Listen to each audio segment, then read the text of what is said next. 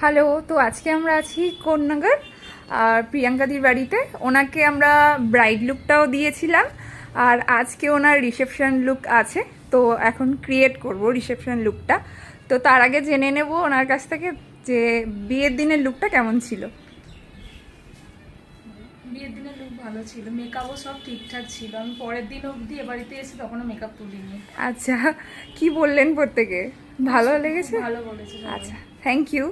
তো তোমরা ওয়েট করো, দেখা যাক আজকের লুকটা কেমন হয় আর ওনার পছন্দ হয় কি না। চলো।